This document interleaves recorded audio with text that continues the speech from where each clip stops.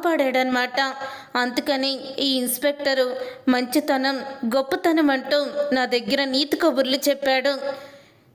Inspector చేతే నేను కోర్టులో దీప తప్పు చేసిందని, సాక్ష్యాలు తారుమారు చేసిందని మొత్తం కూడా చెప్పించి దీపకి శిక్ష పడేలా ఖచ్చితంగా చేస్తాను అని అనుకుంటూ ఉంటుంది జ్యోత్స్న. తర్వాత డాక్టర్ వస్తుంది. ఇక డాక్టర్ వచ్చి, చూడండి మీ అమ్మాయికి మొత్తం కూడా తగ్గిపోయింది, కానీ మీ అమ్మాయి కొన్ని రోజులు హాస్పిటల్లోనే ఉండాలి, తనకి బ్లడ్ బాగా పోయింది, తనకి బ్లడ్ ఎక్కించాలి అని అంటూ ఉంటే, సరే డాక్టర్, బ్లడ్ ఎక్కించడానికి నేను తనని రోజు కూడా తీసుకొస్తాను, ఎక్కువ రోజులు హాస్పిటల్లో ఉండలేదు అని ఇన్స్పెక్టర్ అయితే అంటూ ఉంటాడు. సరే సార్, మీరు వచ్చినా పర్వాలేదు, మీ వాళ్ళు ఎవరొచ్చినా సరే మేము బ్లడ్ ఎక్కించిస్తాము అని అంటూ ఉంటే, సరేనే అని అంటూ ఇన్స్పెక్టర్ తన కూతుర్ని తీసుకొని ఇంటికైతే ఇక వెళ్ళిపోతాడు. వెళ్ళిపోయిన తర్వాత అప్పుడే జ్యోత్స్న అయితే ఇక ఇంటికి తిరిగి వస్తుంది. జ్యోత్స్నాని చూసిన సుమిత్ర, కోర్టు నుంచి ఎక్కడికి వెళ్ళావు జ్యోత్స్న, ఇంటికి రాలేదు అని అడుగుతూ ఉంటే, మనసు బాగోక ఒంటరిగా కొంచెం సేపు గడపాలని దూరంగా వెళ్ళాను మమ్మీ అని అంటూ ఉంటుంది జ్యోత్స్న. అప్పుడు ఇక సుమిత్ర అయితే, ఏమైంది జ్యోత్స్న, మనసు ఎందుకు బాగోలేదు అని అడుగుతూ ఉంటే, అదేంటి మమ్మీ అలా అడుగుతున్నావు, నా మనసు ఎందుకు బాగోలేదో నీకు తెలీదా అని అడుగుతూ ఉంటుంది జ్యోత్స్న. అప్పుడే దశరథ అయితే వస్తాడు. కోర్టులో దీప ఏ తప్పు చేయలేదని జడ్జి గారు సాక్ష్యాలు పరిశీలించి తీర్పు అయితే ఇస్తారు. అలాగే ఇచ్చారు. ఒకవేళ దీప చేతిలో ఉన్న గన్ను ట్రిగర్ నొక్కకుండానే నాకు బుల్లెట్ తగిలింది, అది వేరే వాళ్ళెవరో నన్ను కాల్చారని ఆ రిపోర్ట్లో ఉంది, ఆ వేరే వాళ్ళెవరో కనిపెట్టు జ్యోత్స్న, తర్వాత కార్తీక్ దీప గురించి ఆలోచిద్దు కానీ వీళ్ళ మీద పెట్టే దృష్టి కన్నా నన్ను ఎవరు షూట్ చేశారో దాన్ని పెట్టే దృష్టిలోనే నీకు అన్నీ కూడా ఉంటాయి అని అంటూ ఉంటాడు దశరథ. అసలు ఒక్క బుల్లెట్ ఉన్న తాతయ్య గన్నుని తీసుకువచ్చి నువ్వు దీప చేతిలో పెట్టినప్పుడు మరి దాంట్లో బుల్లెట్ నా శరీరంలోకి రాకుండా అసలు దీప పట్టుకున్న గన్నులో ఆ బుల్లెట్ ఎలా మాయమైంది, వేరే గన్నులో నుంచి వచ్చిన బుల్లెట్ నాకెలా తగిలింది, ఇంతకీ దీప పట్టుకున్న గన్నులో ఉన్న బుల్లెట్ ఏది అని అడుగుతూ ఉంటాడు దశరథ. అదేంటి డాడీ నన్ను అడుగుతున్నారు, నాకేం తెలుసు అని అంటూ ఉంటుంది జ్యోత్స్న. అప్పుడే సుమిత్ర అయితే, నీకు గుర్తుందా జ్యోత్స్న, పోలీసులు నిన్ను విచారిస్తారు, కోర్టే కదా తీర్పించింది, అసలు బుల్లెట్ ఏమయ్యింది నిన్నే విచారించమని కోర్టు పోలీసుల వాళ్ళకి చెప్పారంట కదా అని అడుగుతూ ఉంటే, అప్పుడే జ్యోత్స్న అయితే, ఇదంతా కార్తీక్ బావ దీపని బయటికి తీసుకురావడానికి ఆడిన నాటకం డాడీ అని అంటూ ఉంటుంది జ్యోత్స్న. చూడు జ్యోత్స్న, కార్తీక్ డబ్బులు ఇచ్చినంత మాత్రాన అక్కడ అన్నీ కూడా తారుమారు చెయ్యవచ్చు, కానీ కోర్టు అంత ఈజీగా ఎవరిని కూడా వదిలిపెట్టదు. ఒకవేళ కార్తీక్ రిపోర్ట్స్ని మార్చేస్తే భగవాన్ దాస్ గారు అంతకన్నా తెలివైన వాళ్ళు, ఆయన కూడా ఆ రిపోర్ట్స్ని అన్నీ కూడా దాచిపెట్టే ఉండాలి కదా, కానీ కార్తీక్ ఈ పని చెయ్యలేదు, అది మీ భ్రమ మాత్రమే, కార్తీక్ ఎటువంటి తప్పు చెయ్యడు, తన భార్యని విడిపించుకోవడానికి సాక్ష్యాలు తారుమారు చేసి ఉండడు అని దశరథ చెప్పడంతో, ఎప్పుడూ కూడా బావకే సపోర్ట్ చేస్తారు, నా మాటలు ఎందుకు వినిపించుకోరు అని కోపంతో రగిలిపోతూ తనైతే తన గదిలోకి వెళ్ళిపోతుంది. అలా వెళ్ళిపోయిన తర్వాత అప్పుడే ఇక పారిజాతం అయితే జ్యోత్స్న దగ్గరికి వస్తుంది.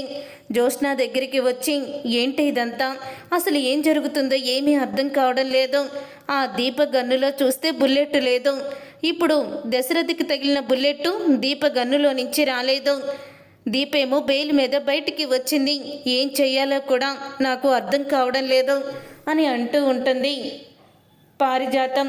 అప్పుడే ఇక జ్యోత్స్న అయితే, గ్రాని ఇప్పుడు ఆ దీప గొడవ నా దగ్గర అసలు ప్రస్తావన తీసుకురాకు, కాబట్టి నువ్వు ఇక్కడి నుంచి వెళ్ళిపో అని అంటూ ఉంటే,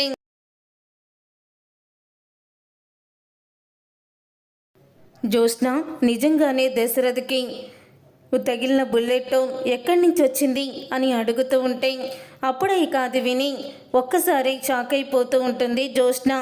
ఆ సత్తిపండుకి డబ్బులు ఇచ్చి ఆ రోజు రమ్య భర్తగా నాటకం ఆడమని చెప్పినట్టు ఈరోజు ఎవరికైనా డబ్బులు ఇచ్చి మీ నాన్నని షూట్ చేయించలేదు కదా నువ్వు అని అడుగుతూ ఉంటుంది పారిజాతం. ఆ మాట విని ఒక్కసారి జ్యోత్స్న షాక్ అయిపోతూ ఉంటుంది. జ్యోత్స్న షాక్ అయిపోతూ ఏంటి గ్రాని నువ్వు మాట్లాడేది, ఆయన నా తండ్రి, అలా ఎలా చేస్తాను చెప్పు అని అంటూ ఉంటే ఆయన నీ తండ్రి కాదు, కేవలం నిన్ను పెంచిన తండ్రి అని అంటూ ఉంటుంది పారిజాతం. అయితే చూడు జ్యోత్స్న, ఇందులో నీ హస్తం ఏదీ లేదని తెలిస్తే పర్వాలేదు, ఉందని తెలిస్తే మాత్రం మీ నాన్న, మీ అమ్మ, మీ తాతయ్య నిన్ను అస్సలు కూడా క్షమించరు అని అంటూ ఉంటుంది పారిజాతం. అయితే అప్పుడే పారిజాతం చెప్పిన మాటలు విని జ్యోత్స్న కోపంతో రగిలిపోతూ, ఒసై దీప, నిన్ను మాత్రం నేను వదిలిపెట్టను. ఏ రోజైతే కోర్టు వాయిదాకి మళ్ళీ పిలుస్తారో అప్పుడే నీ అంతు తెలుస్తాను, ఆ వాయిదాకి నువ్వు జైల్లోకి వెళ్ళిపోతావు అని అంటూ ఉంటుంది. మనసులో అనుకుంటూ ఉంటుంది జ్యోత్స్న. అయితే ఏం చెయ్యాలి, ఆ రోజు దీపని ఎలాగైనా సరే శిక్ష పడేలా చెయ్యాలి. ఈ ఇన్స్పెక్టర్ వల్లే అవుతుంది, కానీ ఇన్స్పెక్టర్ మాత్రం ఎటువంటి నిజాలను బయట పెట్టడం లేదు, ఇన్స్పెక్టర్ అస్సలు కూడా నాకు సహకరించడం లేదు అని అనుకుంటూ ఉంటుంది తనలో తానే. అప్పుడే ఇక ఇన్స్పెక్టర్ని నా వైపుకి తిప్పుకోవాలన్నా ఇన్స్పెక్టర్ చేతికి ఇచ్చి నేను దీపకి శిక్ష పడేలా చేస్తాను, ఖచ్చితంగా దీపకి శిక్ష పడే తీరుతుంది అని అనుకుంటూ ఉంటుంది జ్యోత్స్న. తర్వాత ఇక జ్యోత్స్న అయితే పొద్దున్నే బయటకైతే బయలుదేరుతుంది. ఎక్కడికి వెళ్తున్నావు జ్యోత్స్న అని అడుగుతూ ఉంటుంది సుమిత్ర. నాకు పనుంది మమ్మీ, రేపు వస్తాను అని అంటూ అక్కడి నుంచి వెళ్ళిపోతుంది జ్యోత్స్న. అయితే అసలు జ్యోత్స్న ఏంటి ఇలా ప్రవర్తిస్తుంది, తనలో ఏదో తెలియని మార్పు కనపడుతుంది. ముఖ్యంగా దీప బెయిల్ మీద విడుదలై వచ్చిన తర్వాత ఎందుకో జ్యోత్స్న చాలా కోపంగా ఉంటుంది.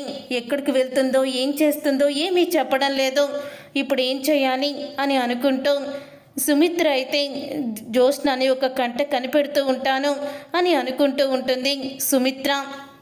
తర్వాత పోలీసులు విచారించడానికి జ్యోత్స్నని ఇంటికైతే వస్తారు. వచ్చిన తర్వాత అప్పుడే సుమిత్ర అయితే జ్యోత్స్న బయటికి వెళ్ళిందని చెప్పడంతో శివనారాయణ, దశరథ ఇక ఇన్స్పెక్టర్ని అడుగుతూ ఉంటే, అసలు షూట్ చేసిన ఆ దీపని వదిలేసి ఏ తప్పు చేయని మా మనవరాల్ని ఎందుకు పట్టుకున్నారు అని అంటూ కోపంతో అడుగుతూ ఉంటాడు శివనారాయణ. చూడండి, కోర్టు మాకు ఆదేశించింది, కోర్టు చెప్పినట్టే మేము చెయ్యాలి అని అంటూ ఉంటాడు ఇన్స్పెక్టర్. అయితే అప్పుడే ఇక దశరథ అయితే, సార్ నిజంగానే దీప గన్నులో నుంచి బుల్లెట్ మాయమైందా అని అడుగుతూ ఉంటే, అవును సార్, నిజంగానే దీప పట్టుకున్న గన్నులో నుంచి బుల్లెట్ మాయమైంది. అది అసలు పైనుంచి తీసుకువచ్చింది జ్యోత్స్న తీసుకువచ్చినప్పుడు బుల్లెట్ ఉందని చెప్పింది. మరి షూట్ చేయకుండానే, గన్ను పేల్చకుండానే దీప చేతిలో ఉన్న రివాల్వర్లో ఉన్న బుల్లెట్ ఏమైందో మేము జ్యోత్స్నని విచారించాలి అని అడుగుతూ ఉంటారు. సార్, మరో 2 రోజుల్లో దీపని మళ్ళీ మేము కోర్టుకి తీసుకువెళ్ళాలి, అప్పుడు వాయిదా వేశారు కదా, ఆ వాయిదాకి తను వస్తుంది, అలాగే జ్యోత్స్న దగ్గర మేము ఈ విచారణ జరిపించాలి అని అంటూ ఉంటే అప్పుడే జ్యోత్స్న ఇంటికైతే వస్తుంది. ఇంటికి వచ్చిన జ్యోత్స్న పోలీసులను చూసి షాక్ అయిపోతూ ఉంటుంది. పోలీసులు ఎందుకు వచ్చారు అని అనుకుంటూ ఉంటుంది. అప్పుడే ఇక జ్యోత్స్నని ఇన్స్పెక్టర్ అయితే అడుగుతూ ఉంటాడు, మీరు దీప మిమ్మల్ని ఎక్కడ చంపేస్తుందా అని గన్ను తీసుకుని వచ్చారు మీ తాతయ్య గారిది, మరి మీ తాతయ్య గారిది తీసుకువచ్చిన గన్నులో ఒక బుల్లెట్ ఉందని చెప్పి మీకు తెలుసు, మరి దీప చేతిలోకి వెళ్ళేసరికి ఆ బుల్లెట్ ఏమైంది, అలాగే తను షూట్ చేయలేదు, మీ నాన్నగారి శరీరంలో ఉన్న బుల్లెట్ దీప గన్నులో నుంచి వచ్చింది కాదు, నిజంగానే బుల్లెట్ ఉందా లేదా, మీరే అబద్ధం చెప్పారా, ఖాళీ గన్నుని తీసుకువచ్చి దీపని కేసులో ఇరికించాలనుకున్నారా అని అన్నీ కూడా ఇన్స్పెక్టర్ అయితే అడుగుతూ ఉంటే, చూడండి, దీపని కేసులో ఇరికించాల్సిన అవసరం నాకు లేదు అని అంటూ ఉంటుంది జ్యోత్స్న. ఆ రోజు నేను బుల్లెట్ చూసుకొని తీసుకువచ్చాను, తను మా డాడీని షూట్ చేసింది, కానీ తను మొత్తం తారుమారు చేసేసింది రిపోర్ట్స్ని, రేపు కోర్టులోనే అన్నీ తెలుస్తాయి అని అంటూ ఉంటుంది జ్యోత్స్న. మీ మాట ఇదేనా అని అంటూ ఉంటే నా మాట ఇదే అని అంటూ ఉంటుంది జ్యోత్స్న అయితే. అప్పుడే పోలీస్ అయితే వెళ్ళిపోతారు. వెళ్ళిపోయిన తర్వాత ఇంతలో ఇక సుమిత్ర అయితే జ్యోత్స్నని అడుగుతూ ఉంటుంది, నువ్వు ఎక్కడికి వెళ్తున్నావు, ఎవరి దగ్గరికి వెళ్తున్నావు వస్తున్నావు, నువ్వు ఎక్కడికి వెళ్తున్నావు కూడా అర్థం కావడం లేదు, ఏమైంది నీకు అని అడుగుతూ ఉంటుంది సుమిత్ర. ఏం లేదు మమ్మీ, అసలు బావ ఏదైనా ఆ రిపోర్ట్స్ మార్చేశాడు కదా, ఏదైనా క్లూ దొరుకుతుందేమని తిరుగుతున్నాను అని అంటూ ఉంటుంది జ్యోత్స్న. అప్పుడే ఇక శివనారాయణ అయితే, జ్యోత్స్న ఇక ఈ విషయం గురించి నువ్వు వదిలే, నేను చూసుకుంటాను అని శివనారాయణ అంటూ ఉంటాడు. అప్పుడే ఇక జ్యోత్స్న అయితే, ఎలా వదిలేయాలి తాత, రేపు ఎల్లుండే దీప కోర్టుకి వస్తుంది, కోర్టుకి వచ్చిన దీప ఇంటికి తిరిగి రాకూడదంటే నేనేదోటి చెయ్యాలి అని మనసులో అనుకుంటూ ఉంటుంది జ్యోత్స్న. అప్పుడే ఇక జ్యోత్స్నకైతే ఒక ఐడియా అయితే వస్తుంది. తర్వాత రోజు జ్యోత్స్న అయితే పోలీస్ వేషం అయితే వేసుకుంటుంది. పోలీస్ వేషం వేసుకొని తను ఎక్కడైతే హాస్పిటల్లో ఉందో ఇన్స్పెక్టర్ కూతురు హాస్పిటల్లో బ్లడ్ ఎక్కించుకోవడానికి వస్తుంది. ఇన్స్పెక్టర్కి ఖాళీ లేక తన భార్యతో కలిసి పాపనైతే పంపిస్తాడు. అలా పంపించిన తర్వాత అప్పుడే ఇక జ్యోత్స్న అక్కడికి వస్తుంది. పాప తల్లి అక్కడే ఉంటుంది, ఇన్స్పెక్టర్ భార్య. కానీ ఇన్స్పెక్టర్ భార్యని పక్కకి వెళ్ళిపోయేలా చేసి జ్యోత్స్న అయితే, నేను మీ నాన్న స్నేహితురాన్నమ్మా, కాబట్టి మీ నాన్నగారు నిన్ను తీసుకురమ్మని చెప్పారు, పద వెళ్దాం, మీ అమ్మ జీపులోనే ఉంది అని అంటూ ఉంటుంది. పోలీస్ వేషంలో హాస్పిటల్కి వచ్చి పాపతో మాయమాటలు చెప్తుంది జ్యోత్స్న. అప్పుడే ఇక నిజంగానే ఆ పాప జ్యోత్స్న మాటలు విని వాళ్ళ నాన్న తీసుకురమ్మన్నాడని అనుకొని పోలీస్ వేషంలో రావడంతో ఇక జ్యోత్స్నని నమ్మి పాప అయితే బయటికి వస్తుంది. వచ్చిన తర్వాత పాపని కారులో ఎక్కించుకొని తనకి స్ప్రే అయితే కొడుతుంది జ్యోత్స్న. స్ప్రే కొట్టడంతో అప్పుడే ఇక పాప అయితే స్పృహ కోల్పోతుంది. ఇక తర్వాత ఇన్స్పెక్టర్ కోర్టుకైతే వెళ్తాడు. ఇక కోర్టులోకి అప్పుడే ఇక సుమిత్ర, దశరథ, అలాగే శివనారాయణ అందరూ కూడా వస్తారు.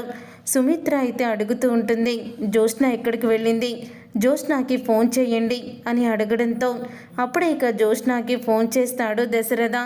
ఫోన్ చేయడంతో అప్పుడే ఇంకా నేను దగ్గరలోనే ఉన్నాను మమ్మీ, వస్తున్నాను అని జ్యోత్స్న చెప్తూ ఉంటుంది. తర్వాత ఇక ఇన్స్పెక్టర్ దగ్గరికి సుమిత్ర అయితే వెళ్తూ ఉంటుంది. అసలు రిపోర్ట్స్ తారుమారయ్యాయా, దీపని ఎందుకు మీరు నిర్దోషిగా బయటికి తీసుకురావాలనుకుంటున్నారని ఇన్స్పెక్టర్ని అడగడానికి వెళ్తూ ఉంటుంది సుమిత్ర. అప్పుడే ఇక ఇన్స్పెక్టర్కి ఫోన్ అయితే వస్తుంది. ఇన్స్పెక్టర్కి ఫోన్ రావడంతో ఫోన్ లిఫ్ట్ చేస్తాడు. హలో ఎవరు అని స్పీకర్ కూడా పెడతాడు. అప్పుడే నేనే జ్యోత్స్నని మాట్లాడుతున్నాను అని అంటూ ఉంటుంది జ్యోత్స్న. ఇక ఆ మాటలు విని అప్పుడే సుమిత్ర అయితే, అసలు జ్యోత్స్న ఇన్స్పెక్టర్కి ఎందుకు ఫోన్ చేసింది అని అనుకుంటూ ఉంటుంది సుమిత్ర. అప్పుడే ఇక జ్యోత్స్న అయితే, మీ పాపని నేను కిడ్నాప్ చేశాను, మీరు కోర్టులో ఆ సాక్ష్యాలు మారిపోయాయి, దీప గన్నులో నుంచి బుల్లెట్ వచ్చిందని కార్తీక్ సాక్ష్యాలు మార్చేస్తే కానీ మీ పాపని బ్రతకనివ్వమంటూ బెదిరించాడని మీరు అబద్ధాలు చెప్పాలి కోర్టులో, అంటే దీప గన్నులో నుంచే బుల్లెట్ మా డాడీకి తగిలిందని చెప్పాలి, రిపోర్ట్స్ మారిపోయాయని మీరు అక్కడ అబద్ధం చెప్పాలి, అప్పుడే మీ పాపని వదులుతాను, అక్కడ కోర్టులో దీపకి శిక్ష పడిందని తెలుసుకున్న తర్వాతే మీ పాపని నేను వదిలిపెడతాను, లేకపోతే మీ పాప మీకు దక్కదు అని జ్యోత్స్న అయితే బెదిరిస్తూ ఉంటుంది ఇన్స్పెక్టర్ని.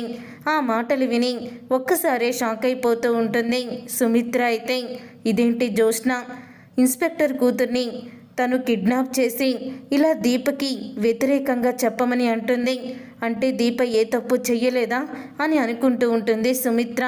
ఇంతలో ఇన్స్పెక్టర్ అయితే ఏం చెయ్యాలా అని ఆలోచిస్తూ ఉంటాడు.